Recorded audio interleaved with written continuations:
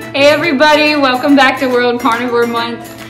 Pizza is one of Michael's favorite foods in the world, and we had to come up with a carnivore way of making it if he was going to survive. So we're going to show you today how we make our 3-ingredient pizzas. They're no substitute for the real thing, but they might take the edge off if you're having a craving for it, and they're really, really good.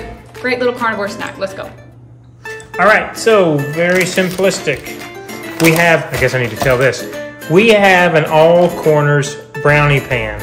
We like this because we can get the crispy edge around each one of the little individual pizzas, and plus it allows us to divide it up evenly however we want.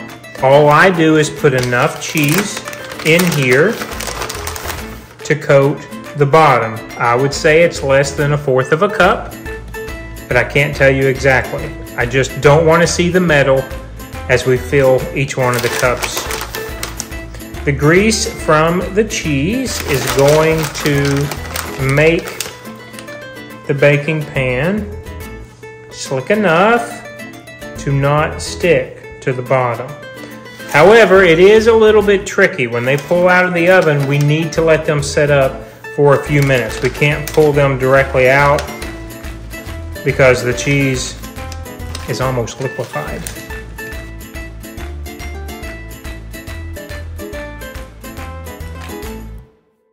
These will pop out very easily with a spatula, again, if you give them enough time to set up after we bake.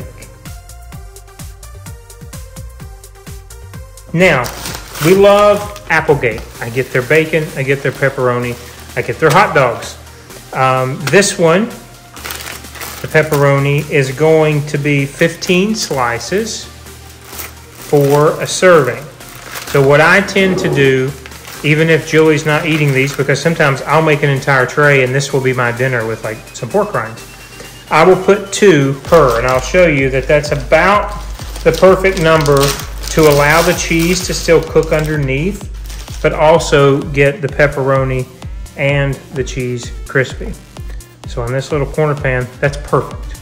Okay, so we're gonna go around and hit each one of these little guys with 2. I don't even remember where we found this originally or if we just kind of made it up. I know that a lot of people in the keto community like to use cheese as a base for a lot of things when it comes to baking. And we tried it a couple of different ways. We have a pizza stone, but for some reason, doing it this way and making them little individual pizzas allowed for just the perfect amount of cooking and to get that crisp at the end of it.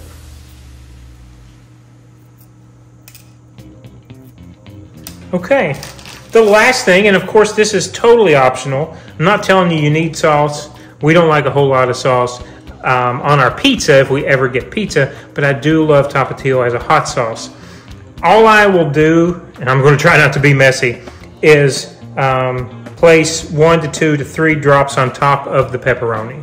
And again, I'm not going to tell you it's going to taste like a sauce, but it will give it, see, it's going to go everywhere. It's going to give it a kick. And I will go straight into the oven with this. Okay, we're going to preheat. Well, actually it's already set to 350. And let that come up to temp. Preheated at 350. Oops, I got to go down.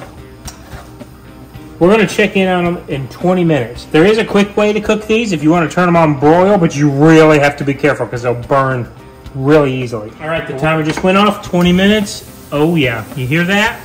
Can you see that on there? So let me show you what we're going to look for.